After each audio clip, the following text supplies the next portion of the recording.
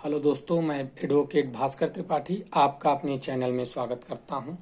आज हम लोग बात करेंगे, जब किसी व्यक्ति को पुलिस गिरफ्तार कर लेती है तो उसके क्या अधिकार होते हैं। मान लीजिए किसी व्यक्ति को पुलिस गिरफ्तार करने आती है तो सबसे पहला उसका अधिकार होता है कि गिरफ्तारी के ग्राउंड्स को जानना। क्या आधार है, किस आधार पर गिरफ्तारी करने आया है, यह आप स्वयं पूछ सकते हो उससे कि आप किस आधार पर गिरफ्तार कर रहे हैं।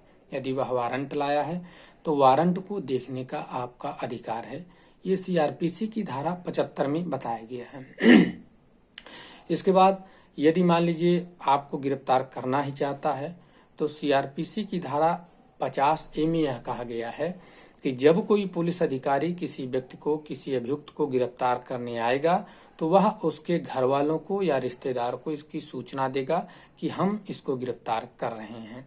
आगे जो है बताया गया है 50(2) में कि यदि मान लीजिए वो गिरफ्तार करके आपको ले जाता है, गिरफ्तार करके ले जाता है तो वहां पे जब आप पहुंचते हैं तो यदि आपका अपराध जमानती है तो वो इसके बारे में आपको बताएगा कि आपको जमानत पाने का अधिकार पूरी तरह है। यदि अजमानती है तो इसके बारे में भी आपको सूचना देगा। ये आपके अधिकार हैं। सीआरपीसी की धारा 50(2) में ये आपका अधिकार है। यदि नहीं बताते हैं तो आपकी गिरफ्तारी अवैध मानी जाएगी। फिर वहां आपको ले जाएंगे, आपसे पूछताछ करेंगे। चूंकि इन्वेस्टिगेशन करने के लिए ले गए हैं, विवेचना करने के लिए ले गए हैं, तो आपसे पूछताछ तो करेंगे ही करेंगे। तो यह आपका कर्तव्य है कि इन्वेस्टिगेशन में आप उनका जो है सहयोग करिए। यदि आपने कुछ नहीं किया, निर्दोष हैं तब भी, या कुछ किए हैं तब भी अपने पक्ष को रखिए।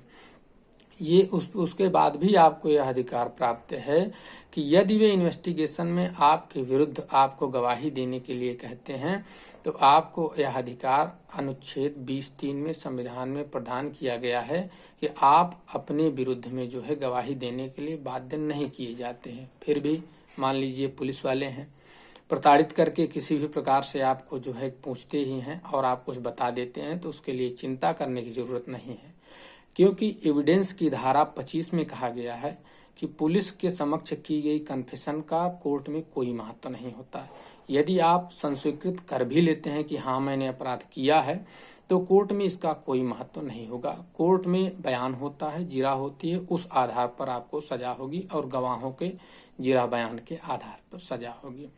फिर जब मान लीजिए आपको गिरफ्तार करते हैं तो ये जो है उनका कर्तव्य होगा कि 24 घंटे के अंतर्गत किसी निकटतम मजिस्ट्रेट के यहाँ आपको प्रस्तुत करें। सीआरपीसी की धारा 57 में यह कहा गया और संविधान के अंतर्गत ये आपका मौलिक अधिकार भी है कि 24 घंटे के अंतर्गत किसी निकटतम मजिस्ट्रेट के यहाँ आपको प्रस्तुत करेंगे।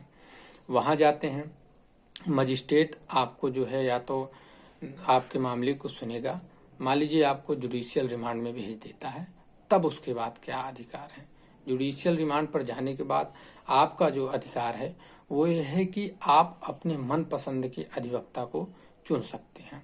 अनुच्छेद 20(2) तथा सेक्शन 50(3) अर्थात सीआरपीसी की धारा 50(3) में यह कहा गया है कि आप अपने मन पसंद के अधिवक्ता को चुन सकते हैं और अपना बचाव उनसे करवा सकते हैं।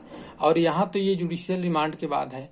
आपको जब पुलिस गिरफ्तार कर सकती है तब भी आपको सीआरपीसी की धारा 41D में यह प्रावधान किया गया है कि आप तुरंत अपने वकील की मांग उनसे कर सकते हैं कि मैं बिना अपने अधिवक्ता के कुछ भी बताने के लिए राजी नहीं हूं, आप मुझे अधिवक्ता मुहैया कराइए। 41D में आपका अधिकार है। फिर मान लीजिए आप बहुत ही निर्धन हैं और आपको जो है मुकदमा लड़ना है तो आप राज्य सरकार से मांग कर सकते हैं और ये आपका अधिकार है। सीआरपीसी की धारा 303 में आपका अधिकार है निःशुल्क विधिक सहायता। आपको सरकार की तरफ से एक अधिवक्ता प्रदान किया जाएगा और वो आपका बचाव रखेगा। अब इससे संबंधित कुछ वाद हम लोग देख लेते हैं। एक जोगिंदर कुमार बनाम उत्तर प्रदेश राज्य का वाद है।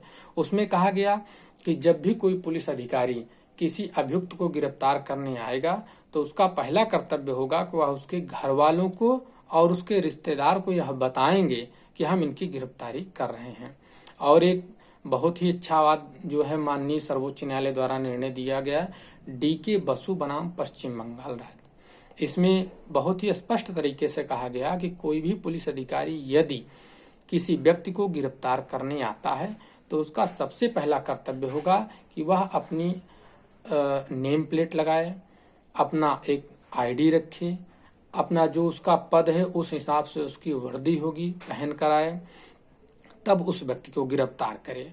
और जब गिरफ्तार करे तो वह एक मेमो अरेस्ट मेमो तैयार किया जाएगा, मेमो ऑफ अरेस्ट जिसको कहा जाता है, तैयार करेंगे।